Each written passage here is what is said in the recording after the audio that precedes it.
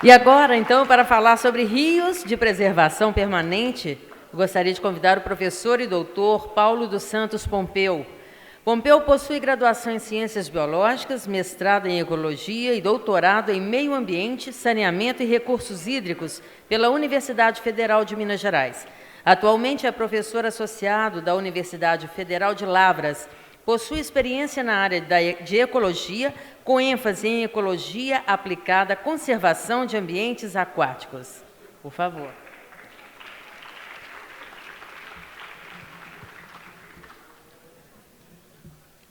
Boa tarde, pessoal. Inicialmente, eu gostaria de agradecer a organização do evento pelo convite. Então, vamos falar, então, de uma categoria de preservação que não existe no Sistema Nacional de Unidades de Conservação. É quase como uma jabuticaba de Minas Gerais, mas que tem uma importância bastante interessante e vale a pena discutir se não vale a pena ampliar um pouquinho o que já está na nossa lei. Mas antes de tratar especificamente sobre esses rios de preservação, eu acho que cabe a gente salientar alguns aspectos interessantes. O primeiro é que os impactos sobre as comunidades de peixe, eles não são triviais. E por conta de não serem triviais, a gente tem cometido uma série de equívocos. E eu vou dar alguns exemplos. Inicialmente, vamos imaginar numa área de floresta que foi desmatada. Se a gente chegar para qualquer cidadão mineiro ou brasileiro e fizer uma pergunta muito simples, do tipo: bom, eu tinha uma mata que tinha um monte de macaco, agora eu tenho um pasto. Será que existe alguma chance de ter macaco nesse pasto? Todo mundo vai responder que não, é muito simples e nós somos muito capazes de entender direitinho o processo de homogeneização que ocorre nesse ambiente. A gente tinha uma mata com diferentes estratos, uma determinada condição de temperatura, e agora no pasto a gente tem um ambiente completamente diferente. Mas por que eu estou tocando nesse aspecto tão básico? Na verdade, quando a gente transforma um rio num reservatório, o tipo de transformação é absolutamente igual. Toda aquela diversidade que a gente tinha de substrato, profundidade e velocidade, agora não existe mais. Um reservatório, do ponto de vista da fauna, e eu falo particularmente da fauna de peixe, que é o que eu trabalho, é um ambiente completamente diferente. Só que a gente tem muito mais dificuldade de lidar com essa transformação, ou mesmo entender essa transformação. Mesmo aqui nesse auditório, a maioria de vocês é pessoa que trabalha com rios, não vai ser todo mundo que vai ter uma ideia muito clara que na hora que eu transformo um rio num reservatório, todas aquelas espécies que dependiam das corredeiras vão deixar de existir. Na verdade, em vários fóruns, na hora que se cria uma barragem, é comum ouvir pessoas falando coisas do tipo: mas não tem mais água? Se tem mais água, tem mais peixe. Mas será que é assim? Bom, em primeiro lugar, por que ocorre isso? Por um motivo, eu acho, muito básico. Nós somos um primata. Então, para a gente, é muito fácil entender o que acontece numa floresta. Muito mais difícil entender o que acontece dentro d'água. E aí tem coisas curiosas que acontecem em função desse nosso mau entendimento do ambiente. Por exemplo, comparando de novo o pasto com o reservatório. Alguém já ouviu falar de um programa de macatização? Jogar macaco no pasto porque eu gostaria que tivesse macaco e não tem mais porque eu desmatei? Ninguém nunca ouviu falar disso aí. Por outro lado, o que a gente faz com o rio? A gente faz peixamentos o tempo todo, macacamento ninguém faz. E a gente acha que jogando peixe no rio, a gente vai ter mais peixe no rio. A gente esqueceu que aquilo ali deixou de ser um rio, é um reservatório agora. Isso é apenas um dos equívocos, e o próximo que eu vou contar tem muito a ver com rios de preservação, e é por isso que eu faço essa introdução. Mas a primeira mensagem, que eu vou voltar nela mais para trás, é o seguinte: eu quero ter peixe no rio, que não tem peixe mais, muda o rio. É muito óbvio e é interessante a gente só voltar com essa mensagem num seminário justamente de revitalização de rios. Bom, o segundo estudo de caso, e esse tem uma relação muito mais próxima com os rios de preservação, é quando a gente tem a fragmentação. Quando a gente está tratando de ambientes terrestres, a gente coloca um corredor ecológico. É a medida mais usual e é uma ferramenta muito importante do ponto de vista de conservação. Só que os rios também têm sido fragmentados. E esse aqui é o cenário para Minas Gerais no ano de 2024. A gente vai ter todos os rios mineiros altamente fragmentados por barramentos. Bom, e como é que a gente lida com isso aí? Basicamente, como o impacto mais evidente é o reservatório como barreira, o que a gente faz é colocar um equipamento de engenharia. A gente tem uma barreira de engenharia, vamos colocar um equipamento de engenharia ali? Vamos construir uma escada para peixe, vamos colocar um canal de Piracema, como tem em Itaipu, né? Muito bonito. Só uma curiosidade, em Itaipu existiam as 7 quedas, acho que boa parte aqui lembra disso. Então lá não era uma rota de passagem para peixe. Para que a gente colocou um canal de Piracema então? Fica a pergunta no ar, depois vocês pensam nisso. Bom, e a gente constrói outras coisas também, como elevador. basicamente, quando a barragem é grande demais para se colocar uma escada, a gente coloca um elevador para peixes. Esse aí fica do lado da universidade que eu trabalho, no Rio Grande, lá pertinho de Lavras. Bom, mas o que aconteceu? A gente vem instalando todos esses equipamentos extremamente caros, com alta tecnologia envolvida. Existe uma experiência internacional que mostrava que, em vários casos, isso é muito eficiente para o salmão, por exemplo, na América do Norte. Só que a gente vinha observando que, apesar de todo esse esforço, existia um declínio constante das populações de espécies migradoras no Brasil. Os nossos estoques de peixe vêm reduzindo continuamente. O que está acontecendo? Por conta disso, eu junto com... Bom, antes de colocar os artigos que eu venho desenvolvendo, é importante só a gente fazer uma revisão para os que não lidam diretamente com a ictiofauna, sobre como que funciona a migração dos nossos peixes. A maioria só vai lembrar da piracema, que é aquele movimento das áreas de alimentação, geralmente rio abaixo, para as áreas de desova, geralmente rio acima. É o que a nossa legislação mais se preocupa. A gente tem o nosso período de piracema, que é o período de subida de peixe. Mas o que acontece além disso? Bom, além da subida dos peixes, esses peixes lá em cima eles vão desovar. E as espécies migradoras, que são as mais importantes para a pesca, os ovos e larvas são liberados na água e descem com o caudal do rio. Como a reprodução ocorre no período de inundação, esses ovos e larvas acabam indo parar nas lagoas marginais, que são os berçários para essas espécies. A lagoa marginal tem condição muito mais propícia para o desenvolvimento do ovo e da larva do que o caudal do rio. Então essas áreas são fundamentais. Então, o primeiro aspecto importante, não basta garantir subida de peixe. É necessário garantir descida de ovo e larva. Só que não só de ovo e larva. O adulto também volta. Diferente do salmão norte-americano que morre depois da reprodução, para a alegria dos nossos peixes, eles vão voltar para o rio e no ano seguinte vão reproduzir novamente. Tem espécies sul-americanas que vivem até 20 anos e vão poder se reproduzir por vários anos. Bom, e daí? Então, eu juntamente com 2 professores parceiros, um da Universidade Estadual de Maringá e outro da Federal de Tocantins, a gente andou revisando e tentando entender por que no caso brasileiro, muitas vezes, a construção de uma escada para peixe podia significar um grande equívoco. E publicamos 2 artigos, basicamente eu vou mostrar alguns resultados desses 2 artigos. Vamos pensar no seguinte cenário, e eu vou estar apontando com laser do lado de cá. Essa barragenzinha aqui do meio vai ser a nossa barragem de interesse, que a gente está considerando se vale a pena ou não instalar um mecanismo de transposição, por exemplo, uma escada para peixe. Toda vez que eu tiver uma figurinha dessa, são as lagoas marginais, na beira do rio, e esse entroncamento de rios aqui, um local de reprodução. Então a primeira situação é uma situação muito confortável. Que situação é essa? Eu tenho a minha barragem, mas tem um grande trecho de rio a montante que tem tanto local de desova quanto planície de inundação. A gente tem observado em alguns estudos que eu preciso ter pelo menos 100 quilômetros de rio para poder ter essas condições. Tá? E eu tenho a mesma coisa abaixo da barragem, um rio longo o suficiente para manter espécies de peixe. Por que essa situação é confortável? Porque, na verdade, eu vou ter, os meus peixes, eles vão ser capazes de se manter em longo prazo, tanto acima quanto abaixo. Eu tenho tudo que o peixe precisa ali. Tá? Bom, primeiro aspecto importante, o que faz essa situação ser confortável? Eu ter muito rio acima e ter muito rio abaixo. Vão lembrar daquele cenário que eu mostrei de Minas Gerais, onde o estado está cheio de hidrelétrica para todos os lados. Naquele cenário, praticamente eu não tenho, quase que em lugar nenhum, 100 quilômetros de rio. Tá? Beleza, então esse cenário é bastante confortável. O segundo cenário é o cenário menos confortável de todos. Porque se eu colocar uma escada para peixe aqui, eu estou ligando nada a lugar nenhum. Lembrando, é como se eu estivesse ligando 2 pastos por um corredor. Faz sentido? Nenhum para o macaco. Então, nesse caso, vale a pena colocar uma escada para peixe? Óbvio que não. Eu não tenho rio mais. Os nossos peixes dependem do rio, tanto para desova quanto para se desenvolver nas planícies de inundação.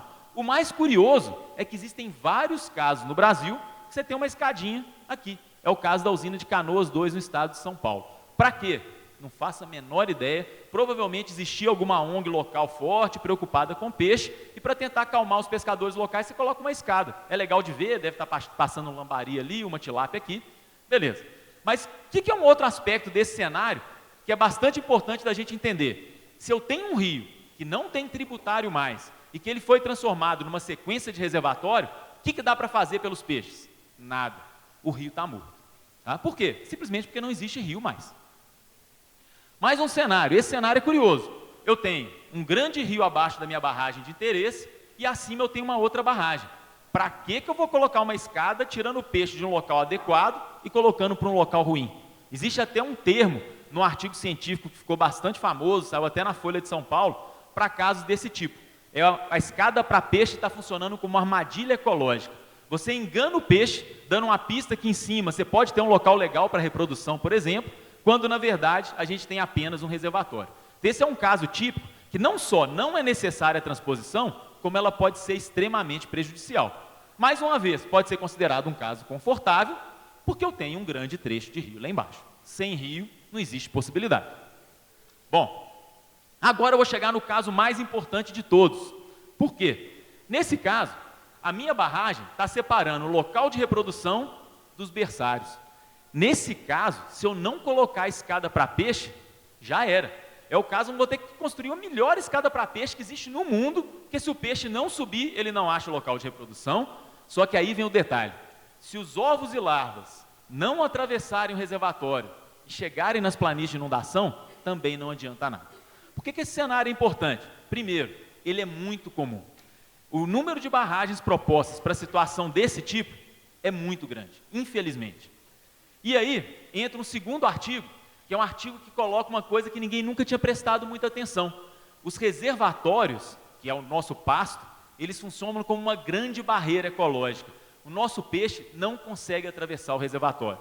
Não só os adultos têm uma grande dificuldade, acho que o laser está meio fraquinho, em subir e atravessar o reservatório, dependendo do tamanho do reservatório, mas principalmente os ovos e larvas, eles não conseguem atravessar o reservatório e chegar nas planícies de inundação, se é o caso delas estarem ocorrendo somente a jusante. E aí tem esse gráfico que está muito pequenininho, vou traduzir informação para vocês. O maior reservatório que a gente tem dados que os ovos e larvas atravessam é a usina hidrelétrica de Santa Clara, que tem 7 quilômetros de extensão, o reservatório, e um tempo de residência menor que um dia. E o menor reservatório em que os ovos e larvas não atravessam é a usina hidrelétrica de Funil, no Rio Grande, que pelo menos em cheias normais o ovo não atravessa. São apenas 30 quilômetros de extensão e um tempo de residência de poucos dias. Cada pontinho aqui é uma hidrelétrica. E Funil, que é aquele caso, o menor caso de hidrelétrica, que já é uma barreira para os ovos e larvas, está aqui embaixo. Quase tudo que a gente constrói tem um reservatório que já não impede a descida de ovos e larvas. O que significa então? Mesmo nos casos onde seria absolutamente necessário colocar uma escada para peixe, que a gente está segregando hábitats fundamentais para o ciclo de vida das espécies, ela não vai funcionar. E não vai funcionar porque o peixe não vai ser capaz de completar seu ciclo de vida. Bom, triste, né? Mas vamos seguir um pouquinho, que o rio de preservação ele vem para dar um pouquinho de esperança nesse cenário que não é nada agradável. Bom, a primeira informação é, não existe mágica. Não é porque a gente colocou uma escada para o peixe subir, um elevador para ele apertar o botão, brincadeira, quem aperta é o técnico, não é o peixe. Sem rio não haverá peixe. E especialmente não haverá peixe bom para a pesca. Todas as espécies, ou pelo menos a grande maioria das espécies, que tem grande importância na pesca, são espécies migradoras. E elas são as mais importantes por serem as mais abundantes, ser migrador te possibilita ter uma abundância maior, e além disso, são as de maior porte. Quase tudo que mantém pescador artesanal hoje no Brasil é espécie migradora. Então o risco até socioeconômico desse tipo de impacto é muito grande. Bom, e aí onde entram os rios de preservação? Se sem rio não dá para ter peixe, o que fazer então com essa possibilidade? Que tipo de ação a gente pode ter para manter rio? E existe uma figura jurídica no estado de Minas Gerais, inédita em Minas, isso não existe no Brasil, que é esses rios declarados como rios de conservação. Para que serve um rio dessa natureza? Manter equilíbrio ecológico, proteger paisagem natural, favorecer educação ambiental, desenvolvimento de práticas náuticas e favorecer condições para a pesca amadorística. Isso aí, para mim, é a parte menos importante da lei. A parte mais importante é que não pode ser feito num rio de preservação, que é o próximo slide. Você não pode modificar o leito e suas margens, você não pode revolver sedimentos para a lavra, não pode exercer atividade que ameace extinguir espécies da fauna e nem utilizar o recurso hídrico com execução de obras ou serviços. Na prática, um rio declarado como rio de conservação impede mineração no seu leito e barragem hidrelétrica. Tá? E isso pode funcionar como um instrumento de planejamento extremamente importante. Bom, antes de falar desse instrumento de planejamento, quem já é rio de conservação em Minas Gerais? os rios São Francisco, num trecho abaixo de Três Marias, os rios Cipó, Peruaçu e Pandeiros, o rio Jequitinhonha e seus afluentes num trecho dele, o Rio Grande acima de Camargos e um trecho do Tijuco. São trechos pequenos, que já são muito importantes, mas que infelizmente não contemplam uma série de ambientes no estado. Por exemplo, não tem nada aqui, nem da bacia do Paraíba do Sul e nem da bacia do Rio Doce. E nós vamos falar da bacia do Rio Doce agora. Bom, a bacia do Rio Doce, ela tem uma série de rios, que são rios que eram considerados até pouco tempo atrás, rios prioritários para conservação. Por que eram considerados até pouco tempo atrás? Um desses rios aqui, esse aqui, o número 14, é o Suaçuí Grande, que na última revisão do Atlas de Áreas Prioritárias foi considerado prioritário para conservação, porque era um grande remanescente de rios sem barramentos. Hoje ele já está todo barrado, então esse rio não é mais prioritário. Mas ainda existe um rio na bacia do Rio Doce, extremamente importante, é o Rio Santo Antônio, que é esse número 13. Por que esse rio ficou importante? Na década de 40, já existia nesse rio uma barragem, que é a barragem de Salto Grande, que está aqui. E o dourado, que é um peixe nativo da bacia do Paraná, foi introduzido na bacia do Rio Doce nessa época. Então eu estou falando até agora só de problema de barragem, mostrei agora um aspecto positivo num caso em particular. A barragem de Salto Grande impediu que o dourado colonizasse o Alto de Santo Antônio. Isso foi um dos motivos que fizeram com que o Rio Santo Antônio, junto com a melhor qualidade de água, ele drena parte do Parque Nacional da Serra do Cipó, fosse o único local da bacia do Rio Doce que ainda mantém populações muito importantes de algumas espécies ameaçadas de extinção. No caso desse aqui, o andirá, ele só existe no Rio Santo Antônio. É um peixe que só existe lá. Bom, aí a pergunta que fica é, será que vale a pena preservar o Rio Santo Antônio?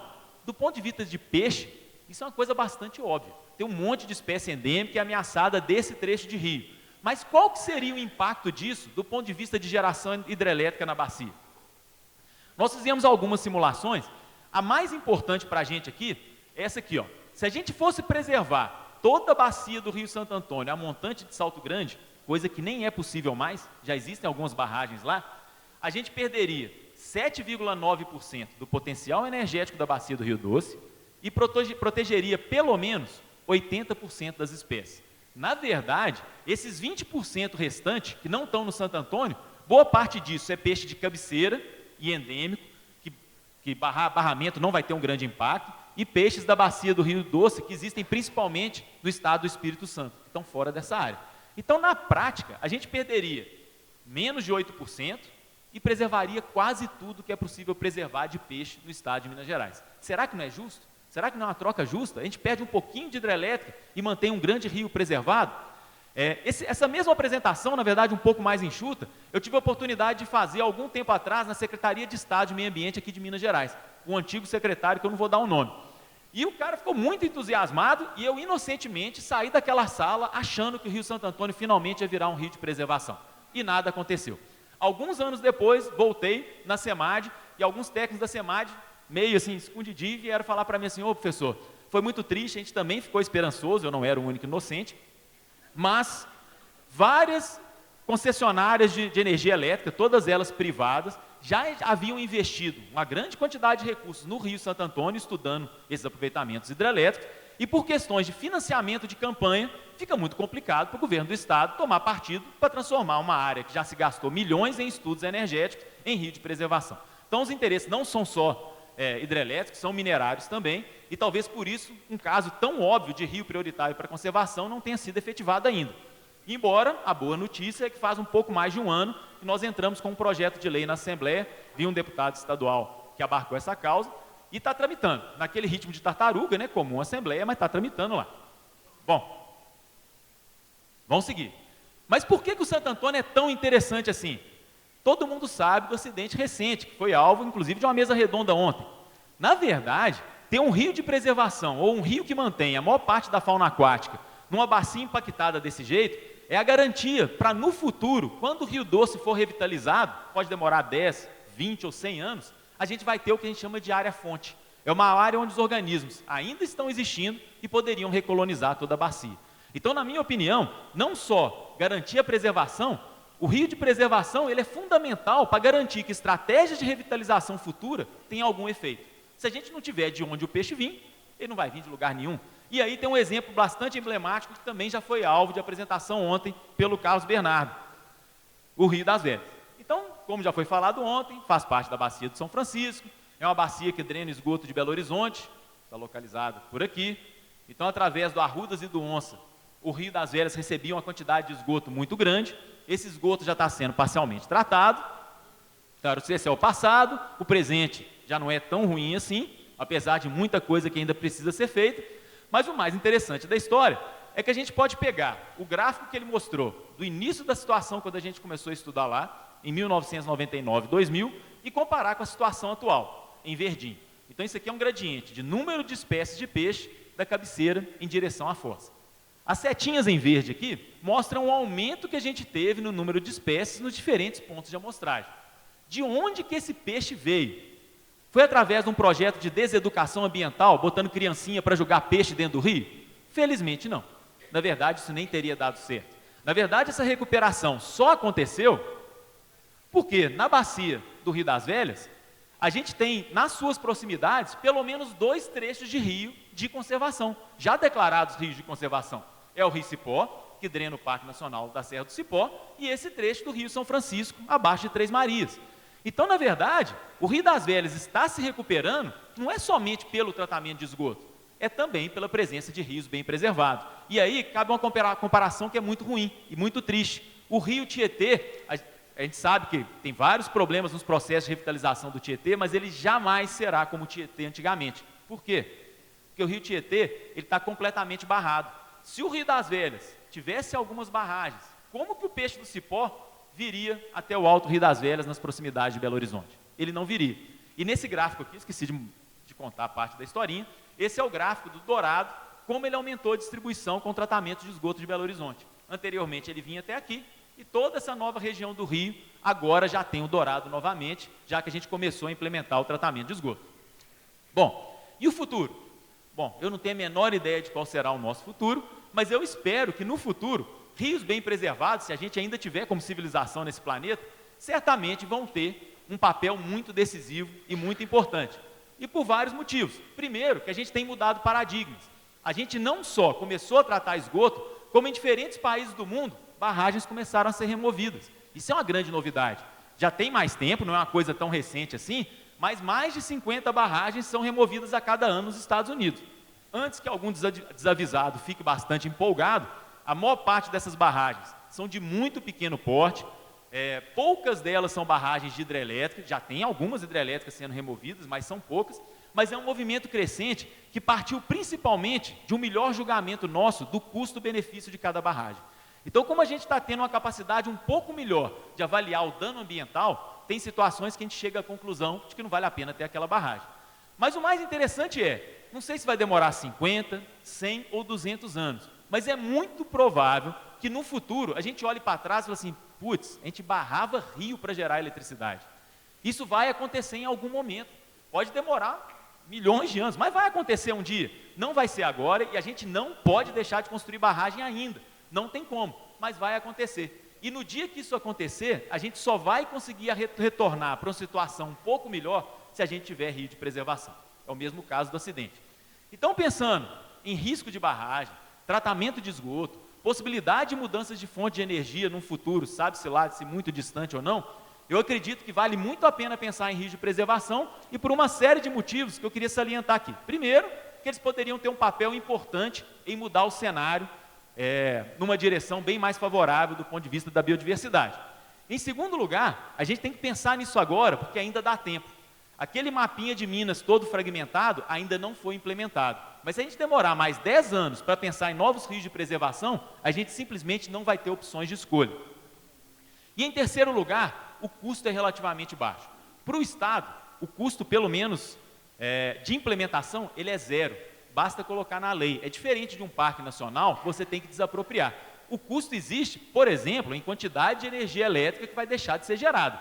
Só que a gente tem que lembrar que na hora que eu vou perder 7, 8% da geração da bacia do Rio Doce para preservar o Santo Antônio, na prática, isso pode não significar uma perda real.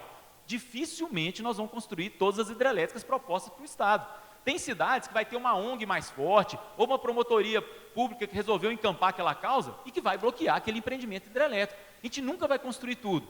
Só que se numa bacia a gente já tem um rio prioritário para conservação, em teoria, a gente pode até facilitar um pouco a situação das demais barragens, que pelo menos a gente tem segurança de que boa parte da fauna vai ser preservada. Então, eu acho que a perda até poderia existir, continuaria sendo justo, mas talvez ela nem seja tão grande assim.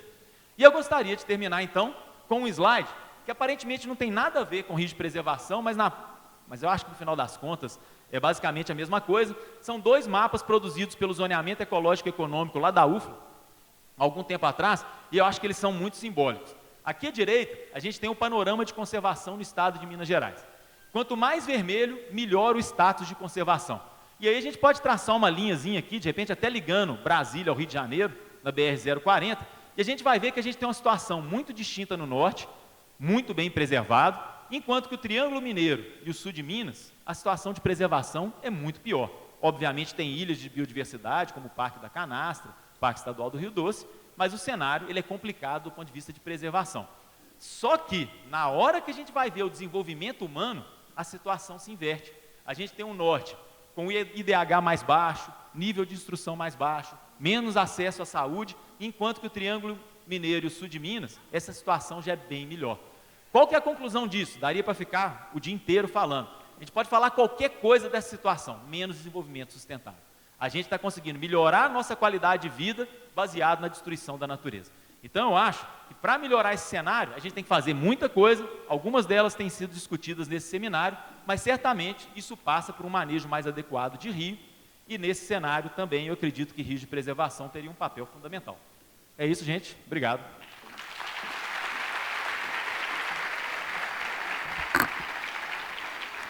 Quantas perguntas? Alguém tem alguma pergunta? Para que eu chame as recepcionistas? Vai ser bastante rápido aqui, as perguntas foram simples, na verdade a maior parte delas colocações. Uma correção muito bem feita pela Carla, na verdade devo ter falado que o rompimento da barragem Mariana foi acidente e foi crime, eu concordo que foi crime. O que mais? Tem uma colocação muito importante aqui do Filipão, presidente do Santo Antônio, que na verdade são 42 PCHs previstas para a área, que agora estão paradas. Elas estão paradas mesmo, o Ministério Público tem uma atuação muito grande, inclusive, no fato de elas estarem dessa forma, mas enquanto a gente não garantir em lei que o rio se torne preservação, sempre haverá o risco que esses projetos retornem, né? Então, eu acho que é fundamental a gente continuar nessa iniciativa. E o outro comentário, o último, do Eduardo Araújo, muito bem feito, que ele pediu para eu comentar que na Bacia do Paraíba do Sul, o Rio Preto também está com um projeto na Assembleia. Eu estava na dúvida se esse projeto já estava lá ou não. Deve ser o Rio Preto, afluente do Paraibuna, e ele pediu para comentar sobre esse rio. Até pouco tempo atrás, a gente ainda existia algumas possibilidades de preservação da Bacia do Paraíba do Sul em Minas Gerais. O Paraíba ele toca beirando Minas Gerais e tem alguns afluentes importantes, como o Rio Pomba, o Muriaé e o Paraibuna. Antigamente o Rio Pomba ainda era um rio prioritário para conservação, ele já foi totalmente barrado. O Paraibuna já tem várias barragens, mas sobrou um afluente muito importante, que é o Rio Preto. É o que sobrou na Bacia do Paraíba do Sul para nos dar alguma chance de preservação. Então é um projeto igualmente prioritário, importante. Obrigado. O Rio do Peixe? O Rio do Peixe eu não conheço. Bom saber que temos mais uma. Mora afluente do Paraibuna? Bom saber, não conheci o Rio do Peixe. Mas essas colocações são importantes, porque, na verdade, o que a gente precisa em Minas Gerais é ter um fórum em que a gente descubra, com todos os especialistas que conheçam todas as bacias, quais seriam as melhores oportunidades hoje para manter essa fauna em longo prazo. E, infelizmente, isso não está acontecendo e nem novas áreas vêm sendo propostas há um bom tempo. Acho que a gente tem que encerrar por aqui. Gente, obrigado mais uma vez.